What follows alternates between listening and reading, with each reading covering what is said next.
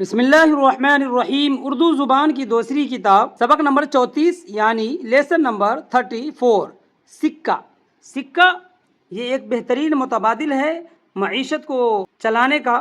اگر یہ سکہ کا رواج نہ ہوتا تو یقین جانے جو چیزوں کے بدلے چیز لی جاتی تھی جس کو بارٹر سسٹم کہا جاتا ہے، تو چلیے ہم آج اسی سبق کو سمجھیں گے کہ سکہ آخر کیوں آیا اور سکے کی جگہ پر پہلے کیا چیز استعمال ہوتی تھی۔ ان تمام نکات کو پہلے ہم سمجھ لیں، پھر اس کے بعد سبق یہاں سے شروع کرتے ہیں۔ پہلا نقطہ، سکے کی تعریف، ڈیفینیشن آف سکہ۔ سکہ دراصل دھات کا وہ ٹکڑا ہے جس پر حکومت یا بادشاہ کی مہر لگی ہو، جیسے آج کل کے دور میں ہمارے پاس روپیے اور پیسے موجود ہیں۔ یہ مہر اس بات کی ضمانت ہوتی ہے کہ یہ دھات اصلی ہے اور اس کا وزن پورا ہے۔ دوسرا نقطہ، بارٹر سسٹم سے سکوں تک۔ پرانے زمانے میں جب سکے نہیں تھے تو لوگ چیزوں کا تبادلہ چیزوں سے کرتے تھے، اسے بارٹر سسٹم کہتے ہیں، جیسے غلے کے بدلے گھی لینا یا کپاس کے بدلے نمک لینا۔ لیکن بڑی تجارت اور شہروں میں یہ طریقہ بہت مشکل تھا، اسی لیے سکوں کی ضرورت پیش آئی۔ تیسرا نقطہ، سبق میں یہ بتایا گیا ہے کہ سونا اور چاندی سکے کے لیے بہترین دھاتیں ہیں۔ اللہ تعالی نے بھی قرآن پاک میں ان کا ذکر فرمایا، وَالْقَنَاطِيرِ الْمُقَنطَرَةِ مِنَ الذَّهَبِ وَالْفِضَّةِ، اور سونے اور چاندی کے ڈھیروں ڈھیر یعنی مال۔ ان دھاتوں کی خاصیت کیا ہے معلوم؟ یہ ہے کہ جلد خراب نہیں ہوتی اور تھوڑی سی مقدار بھی بڑی قیمت رکھتی ہے۔ اسی طرح چوتھا نقطہ، سکے کی سہولت۔ ذرا سوچے، اگر سکے نہ ہوتے، روپیے پیسے نہ ہوتے آج کے زمانے کے اعتبار سے، تو سرکاری ملازمین کو تنخواہ کیسے ملتی؟ کیا انہیں گندم، سبزیاں یا جانور دیے جاتے؟ انہیں سنبھالنا کتنا مشکل ہوتا۔ سکے نے لین دین کو آسان بنا دیا اور اب ہر انسان اپنی محنت کے عوض سکے پیسے لے کر اپنی مرضی کی کوئی بھی چیز خرید سکتا ہے۔ اور پانچواں نقطہ، امانت داری ہے، جو بہت اہم ہے۔ کتاب میں لکھا ہے کہ جو لوگ کھوٹے سکے بناتے ہیں وہ سزا کی مستحق ہے۔ ہمارا دین بھی تو یہی سکھاتا ہے کہ تجارت میں دھوکہ دہی گناہ ہے۔ اللہ کے رسول صلی اللہ علیہ وسلم نے فرمایا، من غش فلیس منی، جس نے دھوکہ دیا وہ مجھ سے نہیں ہے۔ اور سچے تاجر کے بارے میں ایک خوشخبری بھی سنائی، التاجر الصدوق الامین مع النبیین والصدیقین والشہداء، سچا اور امانت دار تاجر قیامت کے دن انبیاء اور صدیقین یعنی سچے نیک لوگوں کے ساتھ ہوگا۔ معلوم یہ ہوا کہ سکہ صرف لین دین کا ذریعہ نہیں بلکہ یہ معاشرے میں اعتماد اور امانت کی علامت ہے۔ ہمیں چاہیے کہ اپنی زندگی کے ہر معاملے میں سچائی اور دیانتداری کو اپنا شعار بنائیں۔ اب یہاں سبق سمجھے، دیکھیں سکہ۔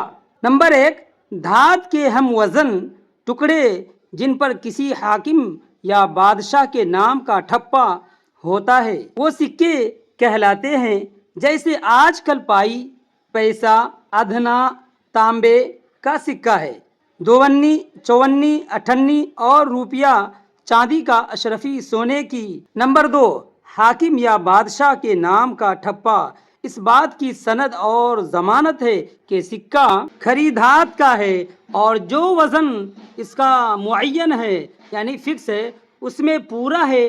جو لوگ کھوٹے سکے بناتے اور چلاتے ہیں وہ حاکم کے حکم سے سزا پاتے ہیں۔ نمبر 3، جب تک سکہ کا رواج نہ ہوا تھا چیزوں سے چیزوں کا مبادلہ ہوتا یعنی ایکسچینج مبادلہ ہوتا تھا، جس طرح گاؤں اور قصبوں میں ضرورت کے وقت اب بھی ہوتا ہے۔ غلہ دے کر ترکاری خریدتے ہیں، کپاس کے بدلے گھی، تیل اور نمک لے آتے ہیں۔ نمبر 4، سکے بغیر روزمرہ کے چھوٹے موٹے لین دین تو ہو سکتے ہیں مگر بڑی تجارتوں کا چلن ممکن نہیں، خاص کر بڑے شہروں میں جہاں طرح طرح کے پیشے ہوتے ہیں سکے کی سخت ضرورت ہے۔ نمبر 5، اگر سکے کی چلن نہ رہے تو تم خیال کر سکتے ہو کہ سرکاری خزانہ میں روپیے کے توڑوں کے بجائے کیا ہو، ہر قسم کا غلہ، میوے، ترکاریاں، ہر جنس کے چوپائے، ہر طرح کے اسباب اور کاٹ کباڑ محصول کے طور پر جمع ہوا کرے اور وہی سب سرکاری ملازموں کی تنخواہ میں تقسیم ہو۔ تو کتنی دقت ہوتی کہ اگر سکے نہ ہوتے تو سرکاری ملازموں کو تنخواہ میں جانور دیے جاتے، غلے کے بدلے غلے دیے جاتے، ہر چیز کے بدلے تنخواہ کی جگہ پر جو ہے ان کو جانور دیے جاتے، تو یہ مشکل کام تھا۔ اس کے لیے سکوں کا رواج عمل میں آیا۔ آگے دیکھیں نمبر 6، اگر سکے نہ ہوتے تو 1 من گیہوں یا چنا اور گھی خریدنے کے واسطے उपलों का मालिक पूरी 2 गाड़ी भर कर मंडी ले जाया करता। इसी तरह बड़े बड़े हाकिमों को उनकी तनख्वाह के तौर पर गल्ला और असबाब दिया जाता तो इसके रखने को उनका मकान हरगिज काफ़ी न होता। ये एक बेहतरीन नेमल बदल है जो सहूलत पैदा कर दी गई। तिजारत के तिजारत भी हो रहे हैं, कारोबार के कारोबार हो रहे हैं और वो अपने ज़रूरत के मुताबिक अपने बैंकों से जो है पैसे निकाल सकते हैं। नंबर 7, सिक्के से तिजारत और लेन देन में बड़ी सहूलत होती है। हर शख्स अपनी मेहनत या अपने माल के एवज में सिक्का ले लेता है और जब चाहता है उनके बदले में अपनी ख्वाहिश और ज़रूरत के मुवाफिक हर चीज़ खरीद सकता है। नंबर 8, धात और सब चीज़ों से ज़्यादा मजबूत और वज़नी होती है। वज़नी हम उस चीज़ को कहते हैं जो जगह कम घेरती है। तमाम धातों में तांबा, चांदी और सोना बहुत अच्छे हैं, इसी वास्ते इनका सिक्का बनाया जाता है। और ये चंद अल्फाज रहे। देखिए, पहला लफ्ज़ है सनद। इसका माना होता है सबूत, सर्टिफिकेट, वो तहरीर जो बतौर दलील पेश की जाए।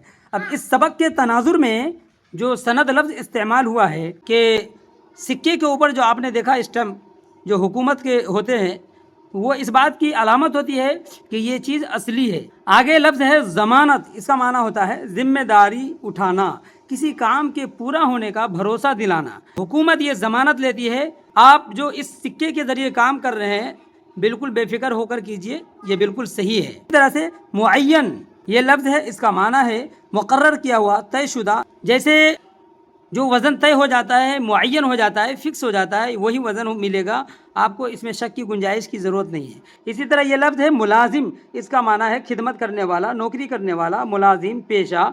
सबक के तनाजुर में इस लफ्ज़ को समझे कि मुलाजिम को अगर तनख्वाह यानी पैसे और सिक्के की जगह पर अगर उनको जानवर दिए जाते तो बताइए आप ये कितना मुश्किल काम हो जाता। ये लफ्ज़ है आगे सहूलत। सहूलत इसका माना है आसानी, आराम, काम करने में आसानी पैदा होना।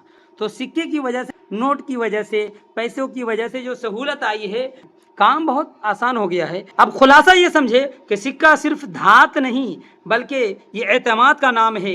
जिस तरह एक खोटा सिक्का बाजार में नहीं चलता, इसी तरह मुआशरे यानी सोसाइटी में झूठा और बददियानत इंसान अपनी कदर खो देता है। जज़ाकल्लाह खैर। अस्सलामु अलैकुम वरहमतुल्लाहि वबरकातुहू।